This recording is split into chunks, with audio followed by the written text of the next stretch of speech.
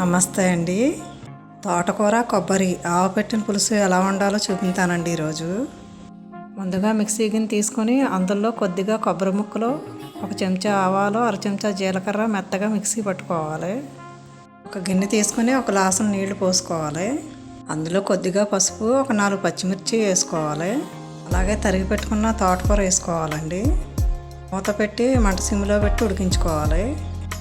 తోటకూర పచ్చిమిర్చి ఉడికాక ఇందులో చింతపండు పులుసు పోసుకోవాలి. నిమ్మకాయ సైజు అంత చింతపండు తీసుకున్నానండి. ఇందులో కొద్దిగా బెల్లం ముక్క, సరిపడా ఉప్పు వేసి కలుపుకోవాలి. అలాగే కొద్దిగా నీళ్లు కూడా పోసుకోవాలండి. అంతా బాగా కలుపుకొని మూత పెట్టి ఉడికించుకోవాలి. ఇప్పుడు ఒక స్పూన్ కారం, చేసి పెట్టుకున్న కొబ్బరి ఆవాల పేస్ట్ కలుపుకోవాలి. ఇప్పుడు ఎక్కువసేపు ఉడికించకూడదండి, 1 నిమిషం పాటు ఉడికించుకుంటే సరిపోద్ది.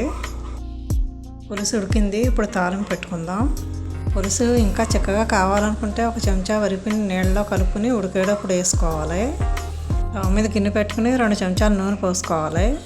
ఇందులో మినపప్పు, ఆవాలు, జీలకర్ర, ఎండుమిర్చి వేసుకుని వేయించుకోవాలి.